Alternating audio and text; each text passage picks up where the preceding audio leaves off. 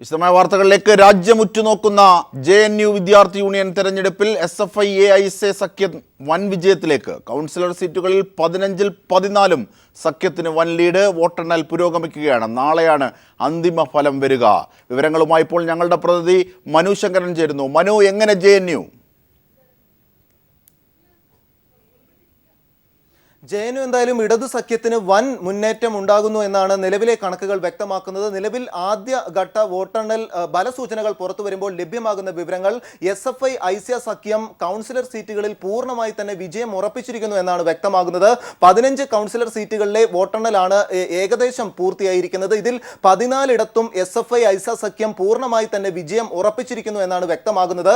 ആകെ കഴിഞ്ഞ തെരഞ്ഞെടുപ്പുകളിലൊക്കെ ABVP ഒരു വൻ മുന്നേറ്റം നടത്തിയിരുന്ന ചില ഡിപ്പാർട്ട്മെന്റുകൾ, പ്രത്യേകിച്ച് സ്കൂൾ ഓഫ് ഇന്റർനാഷണൽ സ്റ്റഡീസ് പോലുള്ള ഡിപ്പാർട്ട്മെന്റുകളിൽ പോലും ഇപ്പോൾ ABVP വൻ തിരിച്ചടി നേരിട്ടിരിക്കുന്നു എന്നാണ് വ്യക്തമാകുന്നത്. ആകെ ഒരു സീറ്റിൽ മാത്രമാണ് ABVP ലീഡ് ചെയ്യുന്നത്. ഇത് സ്കൂൾ ഓഫ് സാൻസ്ക്രിറ്റ് സ്റ്റഡീസിൽ മാത്രമാണ്. ഈ കൗൺസിലർ സീറ്റിൽ മാത്രമാണ് ABVPക്ക് കുറച്ചെങ്കിലും ഒരു ലീഡ് നിലനിർത്താൻ സാധിക്കുന്നത്. മറ്റു 14 കൗൺസിലർ സീറ്റുകളിലും SFI AISA സഖ്യം തന്നെ വൻ മുന്നേറ്റത്തിലൂടെ പോകുന്നു എന്നാണ് വ്യക്തമാകുന്നത്. ഇതിൽ തന്നെ school of international studies, school of social science, school of language literature എന്നീ 3 വിഭാഗങ്ങളിലെ കൗൺസിലർ സീറ്റുകളിലും വ്യക്തമായ ആധിപത്യം ഇപ്പോൾ തന്നെ ഈ SFI AISA സഖ്യം നിലനിർത്തുന്നു. നിലവിലെ കണക്കുകൾ ഇപ്രകാരമാണ്. സ്കൂൾ ഓഫ് ലാംഗ്വേജസിൽ 5 കൗൺസിലർ സീറ്റുകളിൽ 5ലും SFI AISA സഖ്യം 300 വോട്ടിന്റെ ഭൂരിപക്ഷത്തോടെ മുന്നേറുന്നു എന്നാണ് വ്യക്തമാകുന്നത്. അതോടൊപ്പം സ്കൂൾ ഓഫ് ഇന്റർനാഷണൽ സ്റ്റഡീസിൽ 4 കൗൺസിലർ സീറ്റുകളിൽ വ്യക്തമായ ആധിപത്യം SFI AISA സഖ്യം നിലനിർത്തുന്നു. ഒരു സീറ്റിൽ മാത്രം നിലവിൽ DSF ആണ് ആധിപത്യം നിലനിർത്തുന്നത്. മറ്റു 4 സീറ്റിലും SFI AISA സഖ്യം വ്യക്തമായ മുന്നേറ്റമാണ് നടത്തുന്നത്. അതോടൊപ്പം സ്കൂൾ ഓഫ് സോഷ്യൽ സയൻസിൽ 5 സീറ്റിലും വ്യക്തമായ ആധിപത്യം SFI AISA സഖ്യം നിലനിർത്തുന്നു. 427 സീറ്റിന്റെ ലീഡാണ് സ്കൂൾ ഓഫ് സോഷ്യൽ സയൻസിൽ SFI AISA സഖ്യം നിലനിർത്തുന്നത്. അതോടൊപ്പം എടുത്തു കാണേണ്ടത് ദില്ലി യൂണിവേഴ്സിറ്റിയിലെ കണക്കുകളാണ്. ദില്ലി യൂണിവേഴ്സിറ്റിയിൽ പ്രസിഡന്റ് സ്ഥാനത്തേക്ക് മാത്രമാണ് നിലവിൽ SFI മത്സരിച്ചിരുന്നുള്ളൂ. മറ്റു സീറ്റുകളിൽ വ്യക്തമായ ഏറ്റുമുട്ടൽ നടത്തിയിരുന്നത് NSUവും അതോടൊപ്പം ABVPയുമായിരുന്നു. കഴിഞ്ഞ തെരഞ്ഞെടുപ്പുകളിലെല്ലാം ABVP ശക്തമായ മുന്നേറ്റം നടത്തിയിരുന്ന സർവകലാശാല കൂടിയാണ് ദില്ലി. എന്നാൽ ദില്ലി സർവകലാശാലയിൽ കനത്ത തിരിച്ചടിയാണ് ABVPക്ക് നേരിടേണ്ടി വന്നത്. 44-ൽ 33 സീറ്റിലും NSUI മുന്നേറ്റ് നിൽക്കുന്നു എന്നാണ് വ്യക്തമാകുന്നത്. 5 കോളേജുകളിൽ NSU പാനലിന് പൂർണ്ണ വിജയമാണ് ഉണ്ടായിരിക്കുന്നത്. ABVP കനത്ത തിരിച്ചടി ദില്ലി സർവകലാശാലയിൽ നേരിട്ടിരിക്കുന്നു എന്നാണ് വ്യക്തമാകുന്നത്. കേന്ദ്ര പാനലിലേക്കുള്ള വോട്ടെണ്ണൽ ഇപ്പോൾ JNUവിൽ ആരംഭിച്ചിരിക്കുകയാണ്. നിലവിലെ വിവരങ്ങൾ പ്രകാരം 180 സീറ്റിന് SFI AISA സഖ്യം പ്രസിഡന്റ് സ്ഥാനത്ത് മുന്നേറുന്നു എന്നാണ് വ്യക്തമാകുന്നത്. AISAയുടെ മോഹിത് പാണ്ഡെയാണ് പ്രസിഡന്റ് സ്ഥാനത്ത് മത്സരിക്കുന്നത്. 180-ൽ പരം സീറ്റുകളുടെ മുൻതൂക്കം ഇപ്പോൾ മോഹിത് പാണ്ഡെക്ക് ലഭിച്ചിരിക്കുന്നു എന്നാണ് വിവരമാണ് ലഭിക്കുന്നത്. ഇതിലെ വോട്ടെണ്ണൽ പുരോഗമിക്കുകയാണ്. അതോടൊപ്പം വൈസ് പ്രസിഡന്റ് സ്ഥാനത്ത് മലയാളിയും SFI പ്രവർത്തകനുമായ അമലാണ് മത്സരിച്ചിരുന്നത്. ഇദ്ദേഹം 150-ൽ പരം വോട്ടുകളുടെ മുൻതൂക്കം ലഭിച്ചിരിക്കുന്നു. മനു, ദയവായി തുടരുക. ഇപ്പോൾ നമ്മോടൊപ്പം CPIM നേതാവ് മുഹമ്മദ് റിയാസ് കൂടി ചേരുകയാണ്. ശ്രീ മുഹമ്മദ് റിയാസ്, JNU ഇത്തവണ വലിയ പ്രത്യേകതകളുണ്ട്. JNUവിനകത്തുള്ള ഇടതുപക്ഷ വിദ്യാർത്ഥികളെ കനയ്യകുമാർ അടക്കം നമുക്കറിയാം. റിയാസ് ക്യാമ്പസിലാണ്, JNU ക്യാമ്പസിലാണുള്ളത് എന്ന് തന്നെ അറിയാം. അവിടെ വലിയ പ്രത്യേകതകൾ ഉണ്ടായിരുന്നു. ഒരുപക്ഷെ ഇത്തരത്തിലുള്ള പ്രചരണങ്ങൾക്കുള്ള തിരിച്ചടി കൂടിയാണ് അവിടുത്തെ വിദ്യാർത്ഥികൾ നൽകുന്നത്. അങ്ങനെ കാണാമോ ഈ ഘട്ടത്തിൽ അതിനെ? മുഹമ്മദ് റിയാസ്, അവിടെ ഇടതുപക്ഷ സഖ്യം SFI AISA സഖ്യം ചരിത്ര വിജയത്തിലേക്ക് പോവുകയാണ്. സ്കൂൾ കൗൺസിലുകളിൽ 80% വോട്ട് കിട്ടി തീർന്നു. ആകെയുള്ള 31 കൗൺസിൽ സീറ്റുകളിൽ 20-ലധികം സീറ്റുകളിൽ SFI AISA സ്ഥാനാർത്ഥികൾ വിജയം ഉറപ്പിച്ചു കഴിഞ്ഞു. ABVPയുടെ പല പുസ്തക കേന്ദ്രങ്ങളും കനത്ത തിരിച്ചടി അവർക്ക് നൽകിയിരിക്കുകയാണ്. ABVPയുടെ ശക്തി കേന്ദ്രമായിരുന്നു സയൻസ് സ്കൂളുകൾ. അവിടെ ABVP സ്ഥാനാർത്ഥികൾ പരാജയപ്പെട്ടിരിക്കുകയാണ്, വളരെ പിറകിലാണ്. ഇനി അവർക്ക് വിജയിച്ചു വരാൻ വേണ്ടി സാധിക്കില്ല. ABVPക്കെതിരെ ഏത് തരത്തിലുള്ള വികാരമുള്ള ഘട്ടങ്ങളിലും അവർക്കൊപ്പം നിന്നിരുന്ന സയൻസ് സ്കൂളുകളിൽ ABVP വളരെ പിറകിലാണ് എന്നുള്ളത് ശ്രദ്ധേയമായ കാര്യമാണ്. Social science, international relations, Indian and foreign language, school of arts and aesthetics, school of law and governance എന്നീ സ്കൂൾ കൗൺസിലുകളിലും SFI AISA നേതൃത്വം നൽകുന്ന സഖ്യം മുഴുവൻ സീറ്റുകളിലും വിജയം ഉറപ്പിക്കുന്ന രീതിയിലേക്കാണ് ഇപ്പോൾ ചെയ്തുകൊണ്ടിരിക്കുന്നത്. പ്രധാന സീറ്റുകളിലെ കുറച്ച് മെല്ലങ്ങളെ എത്തിയിരുന്നുള്ളൂ.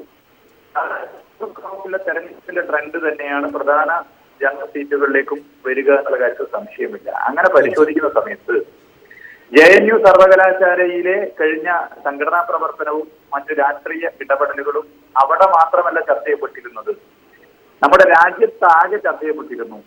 JNUവിന്റെ ജനാധിപത്യത്തിന് നേരെയുള്ള വെല്ലുവിളി, JNUവിന്റെ സ്വാതന്ത്ര്യത്തിന് നേരെയുള്ള കൈകടത്തൽ, ഇവ നമ്മുടെ രാജ്യമാകെ ചർച്ച ചെയ്യുകയും രാജ്യത്താകെ പ്രതിഷേധം ഉയരുകയും അസഹിഷ്ണുതക്കെതിരെയുള്ള പോരാട്ടം, ശ്രീ മോഡി സർക്കാരിന്റെ തണലിൽ സംഘപരിവാർ കലാലയങ്ങൾ ഉൾപ്പെടെ നടത്തുന്ന ഇടപെടലുകൾക്ക് കനത്ത തിരിച്ചടിയാണ് JNU നൽകുന്നത് എന്നുള്ളതിന് സൂചനയാണ് ഇപ്പോൾ ലഭിച്ചുകൊണ്ടിരിക്കുന്നത്.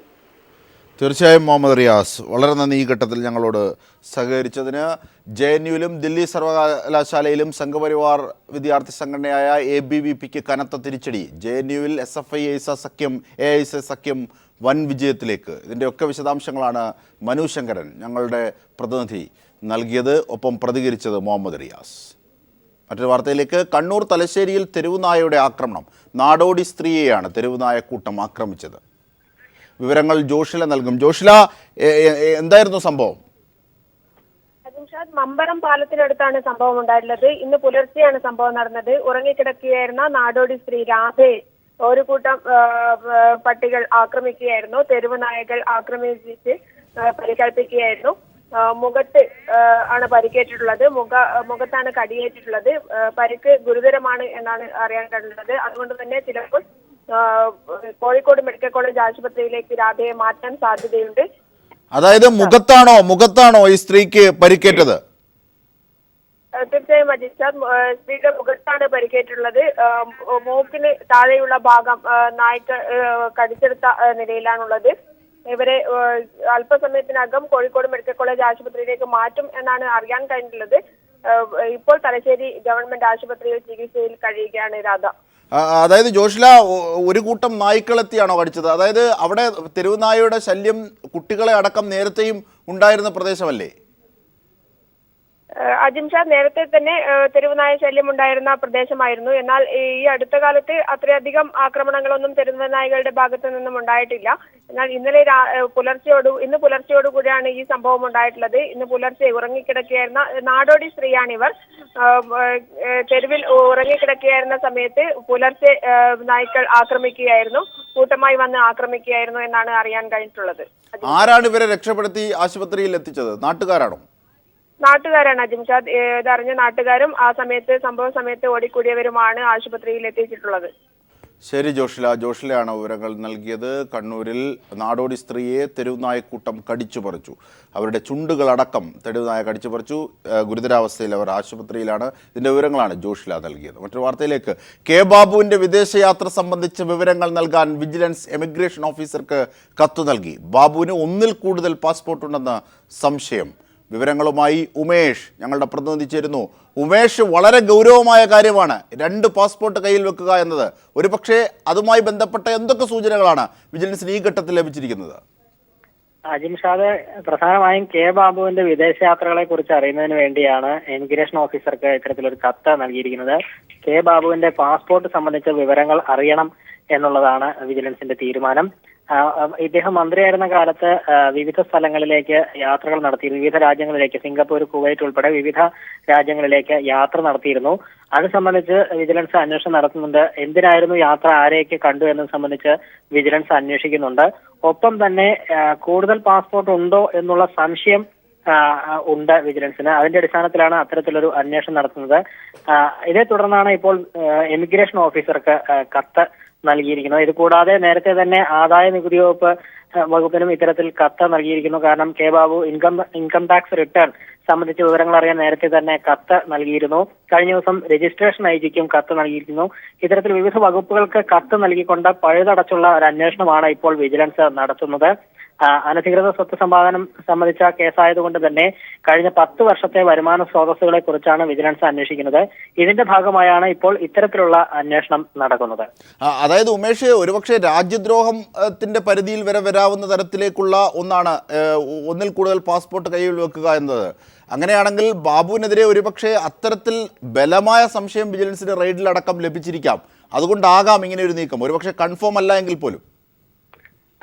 തീർച്ചയായും വിജിലൻസിന് പല സംശയങ്ങളും വിജിലൻസിനുണ്ട്. മാത്രമല്ല, ഇപ്പോൾ ബാബുവിന്റെ മക്കളുടെയോ മറ്റ് ബന്ധുക്കളുടെയോ പാസ്പോർട്ട് ലഭ്യമായിട്ടില്ല, ബിനാമികളുടെ പാസ്പോർട്ടും ലഭ്യമായിട്ടില്ല. അത് സംബന്ധിച്ചും അന്വേഷണം നടത്തേണ്ടതുണ്ട്. ഇതിന്റെ ഭാഗമായി തന്നെയാണ് ഇപ്പോൾ എമിഗ്രേഷൻ ഓഫീസർക്ക് കത്ത് നൽകിയിരിക്കുന്നത്. ഇത്തരത്തിൽ ഒന്നിൽ കൂടുതൽ പാസ്പോർട്ട് ഉണ്ടോ എന്നുള്ളത് സംശയം മാത്രമാണ്.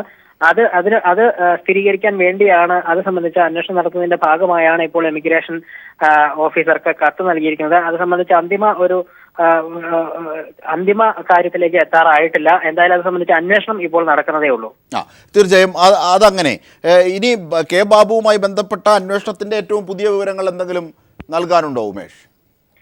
അജിംഷാദ്, കഴിഞ്ഞ 2 ദിവസങ്ങളിലായി ഇപ്പോൾ പിടിച്ചെടുത്ത രേഖകളുടെ പരിശോധനയാണ് നടന്നുകൊണ്ടിരിക്കുന്നത്.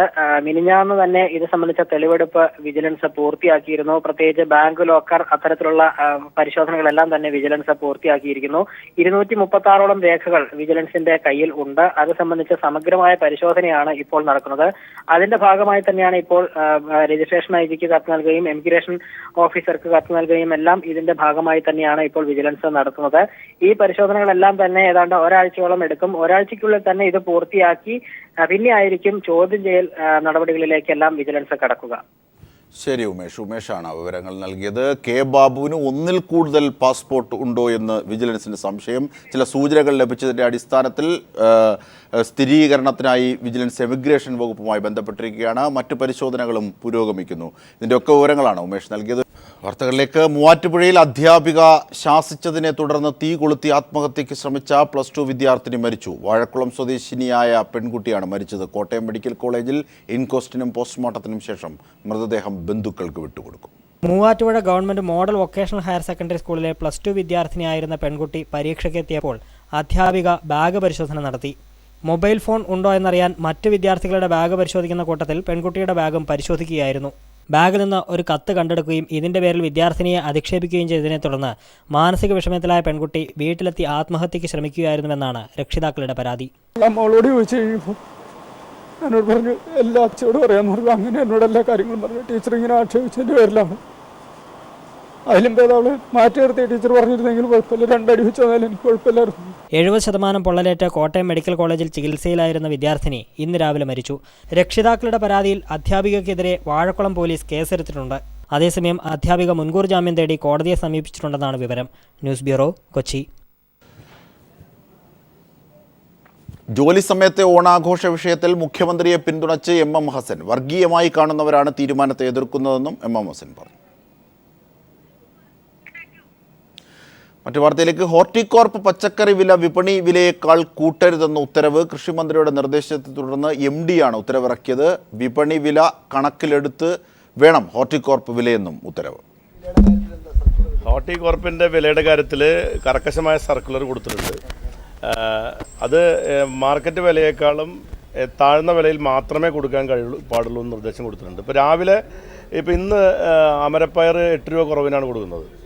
ഇതിപ്പോൾ 7 മണിയുടെ വിലയാണ്. ചിലപ്പോൾ രാത്രിയാകുമ്പോൾ വില ചിലപ്പോൾ വീണ്ടും മാർക്കറ്റ് വില കുറഞ്ഞാൽ അതനുസരിച്ച് ഇവിടെയും കുറയ്ക്കണം എന്ന് പറഞ്ഞിട്ടുണ്ട്. അപ്പോൾ മാർക്കറ്റ് വില വാച്ച് ചെയ്യുന്നതിന് വേണ്ടി സംവിധാനം ഏർപ്പെടുത്തിയിട്ടുണ്ട്. കേരളത്തിലെ ഏതെങ്കിലും പ്രദേശത്ത് കൃഷിക്കാരുടെ ഉൽപ്പന്നങ്ങൾ സംഭരിക്കാതിരിക്കുന്നുണ്ടെങ്കിൽ അത് ശ്രദ്ധയിൽപ്പെട്ടാൽ ഉടനെ തന്നെ സംഭരിക്കാനുള്ള സംവിധാനം ഉണ്ടായിക്കൊണ്ടിരിക്കുകയാണ്. ഹജ്ജ് കർമ്മങ്ങൾക്ക് തുടക്കമായി. ഹാജിമാർ തമ്പുകളുടെ നഗരമായ മിനായിലേക്ക് ഒഴുകുകയാണ്. നാളെയാണ് അറഫ സംഗമം. 20 ലക്ഷത്തോളം തീർത്ഥാടകർ ഇത്തവണ ഹജ്ജിനെത്തുമെന്നാണ് പ്രതീക്ഷ. തിരക്കൊഴിവാക്കാൻ തീർത്ഥാടകരെ നേരത്തെ തന്നെ തമ്പുകളിലെത്തിക്കാൻ അതത് രാജ്യങ്ങളിലെ ഹജ്ജ് മിഷനുകൾ തയ്യാറെടുപ്പ് നടത്തിയിട്ടുണ്ട്. ഇന്ത്യൻ ഹാജിമാർ ഇന്നലെ രാത്രി തന്നെ മിനായിലേക്ക് തിരിച്ചിട്ടുണ്ട്. ഇന്ന് രാത്രിയോടെ തീർത്ഥാടകർ അറഫ സംഗമത്തിൽ തിരിക്കും.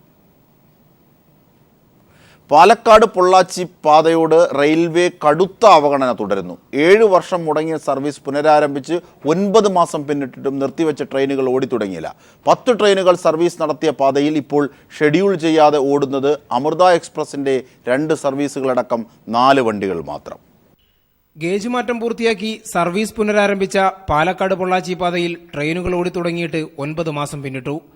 അമൃത എക്സ്പ്രസിന് പുറമെ തിരുച്ചിറപ്പള്ളി പാലക്കാട്, തിരുച്ചെന്തൂർ പഴനി എന്നീ 2 പാസഞ്ചർ ട്രെയിനുകളാണ് ഇപ്പോൾ സർവീസ് നടത്തുന്നത്. ഇതെല്ലാം പാലക്കാട് നിന്ന് പൊള്ളാച്ചിയിലേക്കോ പൊള്ളാച്ചിയിൽ നിന്ന് പാലക്കാട്ടേക്കോ സർവീസ് നീട്ടിയ വണ്ടികളാണ്. എന്നാൽ 2008 ഗേജ് മാറ്റത്തിനായി പാത അടക്കുമ്പോൾ 10 ട്രെയിനുകൾ ഇതുവഴി സർവീസ് നടത്തിയിരുന്നു. രാമേശ്വരം, മധുര വണ്ടികളെല്ലാം യാത്രക്കാർക്ക് ഏറെ പ്രയോജനം ചെയ്തവയുമാണ്. പാസഞ്ചേഴ്സ് അസോസിയേഷൻ രക്ഷാധികാരി വെങ്കടേഷ് മുരുകൻ. ഇപ്പോഴും വണ്ടി ഷെഡ്യൂളല്ല. വണ്ടി ഷെഡ്യൂൾ ചെയ്യണമെങ്കിൽ ഇവർ തയ്യാറാകണം. അപ്പം വണ്ടി ട്രാക്ക് ഉണ്ട്, വണ്ടിയുണ്ട്, എഞ്ചിനുണ്ട്, എല്ലാം ഉണ്ട്. പക്ഷേ ഇനിയും ഷെഡ്യൂൾ ചെയ്യാൻ തയ്യാറാകുന്നില്ല. ഇത് ശരിക്കും പറഞ്ഞാൽ റെയിൽവേ അധികാരികളുടെ അനാസ്ഥയും തമിഴ്നാടിനുള്ളൊരു കൂറും അതിലുപരി പിന്നെ ഇവർക്ക് മറ്റു പലയിടത്തും കിട്ടുന്ന സഹായ സഹകരണങ്ങളും. ആധുനിക സംവിധാനങ്ങൾ എല്ലാം ഉണ്ടെങ്കിലും പൊള്ളാച്ചിക്കും പാലക്കാടിനുമിടയിൽ ഒരു സ്റ്റേഷനിൽ പോലും റിസർവേഷൻ സൗകര്യമില്ല. അമൃത എക്സ്പ്രസിൽ പൊള്ളാച്ചിയിൽ നിന്ന് തിരുവനന്തപുരത്തേക്ക് വണ്ടി കയറുന്നവർ പാലക്കാട്ടിറങ്ങി വീണ്ടും ടിക്കറ്റ് എടുക്കണം. തിരുവനന്തപുരത്ത് നിന്നുള്ള യാത്രയിലും ഇതേ നിലയാണുള്ളത്. ഇതൊഴിവാക്കി നേരിട്ട് ടിക്കറ്റ് ലഭിക്കാനുള്ള സൗകര്യമൊരുക്കണമെന്നും യാത്രക്കാർ ആവശ്യപ്പെടുന്നു. കോടികൾ ചെലവഴിച്ച് ഗേജ് മാറ്റം പൂർത്തിയാക്കിയ പാതയിലൂടെ പുതിയ ട്രെയിനുകളില്ലെങ്കിലും നിലവിലുണ്ടായിരുന്നവ പുനഃസ്ഥാപിച്ചു കിട്ടാനുള്ള കാത്തിരിപ്പിലാണ് പൊള്ളാച്ചി പാലക്കാട് പാതയിലെ യാത്രക്കാർ. ക്യാമറാമാൻ മഹേഷ് പാലക്കാടിനൊപ്പം AK ലതീഷ്. വാർദ്ധക്യം ആഘോഷിക്കൂ എന്ന സന്ദേശമുയർത്തി ആരോരുമില്ലാത്ത മുതിർന്നവർക്കൊപ്പം ഓണം ആഘോഷിച്ച് കൊച്ചിയിലെ ഒരു കൂട്ടം മാധ്യമ വിദ്യാർത്ഥികൾ. കാക്കനാട് സൈനികാശ്രമത്തിലെ അന്തേവാസികൾക്കൊപ്പം ഓണം ആഘോഷിച്ചാണ് ഇവർ മാതൃകയായത്. ക്യാമ്പസുകൾ ഓണാഘോഷത്തിന്റെ തിമിർപ്പിലാണ്. സർഗാത്മകവും പുരോഗമന ചിന്താഗതിക്കാരുമാണ് തങ്ങളെന്ന് സ്വയം വിശേഷിപ്പിക്കുന്നവരെങ്കിലും ഈ വേറിട്ട ഓണാഘോഷത്തെ ഒന്ന് മാതൃകയാക്കണം. കൊച്ചി അമൃത ഇൻസ്റ്റിറ്റ്യൂട്ടിലെ മാധ്യമ വിഭാഗം PG വിദ്യാർത്ഥികൾ അമ്മമാരും പ്രായമുള്ളവരുമായി 40-ലധികം അന്തേവാസികളുള്ള കാക്കനാട് സൈനിക ആശ്രമത്തിലെത്തി അവർക്കൊപ്പം ഓണം ആഘോഷിച്ചു. R4 റാറ്റ് എന്നല്ല ഇനി പുതുതലമുറയെ പഠിപ്പിക്കേണ്ടതെന്നും R4 റെസ്പെക്ട് എന്ന് പഠിപ്പിച്ചു തുടങ്ങണമെന്നും ഇവർ ഒരു മനസ്സോടെ പറയുന്നു. ഓണാഘോഷത്തിൽ മുഖ്യ അതിഥിയായെത്തി ക്യാമ്പയിന് പിന്തുണ പ്രഖ്യാപിച്ച ഗായിക രഞ്ജിനി ജോസ്. R4 റെസ്പെക്ട് ഇല്ലാത്ത സ്ഥലത്ത് എല്ലാവരെയും അവഗണിക്കപ്പെടുകയാണ്. ഇങ്ങനെ ഒരുപാട് അമ്മമാരും അച്ഛന്മാരും ഉണ്ട്. അവർക്ക് വേണ്ടി തുടങ്ങിയിരിക്കുന്ന ഈ ക്യാമ്പയിന് ഞാൻ എൻ്റെ എല്ലാ സപ്പോർട്ടും ഞാൻ പ്രഖ്യാപിക്കുന്നു. കലങ്ങി മറിഞ്ഞ കണ്ണുകളിൽ പൊന്നോണത്തിന്റെ 1000 നിറങ്ങളാണ്. വിങ്ങുന്ന ചുണ്ടുകളിൽ ഒളിപ്പിച്ച പുഞ്ചിരിയുമായി അവർ താളം പിടിച്ചിരുന്നു. പൂക്കളം കണ്ട, പൂവിളി കേട്ട, തിരുവാതിര കണ്ട, അങ്ങനെ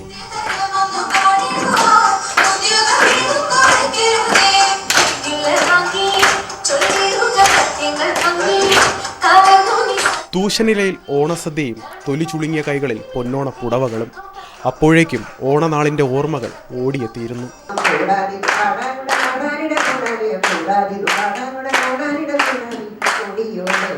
രണ്ടാം ലോക മഹായുദ്ധത്തിൽ സൈനികനായി സേവനമനുഷ്ഠിച്ച TK ഭാസ്കരൻ ആശ്രമത്തിലെ മുതിർന്ന അന്തേവാസിയാണ്. അപ്പാപ്പൻ കുട്ടികളുടെ സ്നേഹാദരം. അതെ, ഓണം വിരുന്നു വരുമ്പോഴൊക്കെയും ഇവർക്കത് മൂകമായ കാത്തിരിപ്പാണ്. അലക്സ് രാം മുഹമ്മദ്, കൊച്ചി.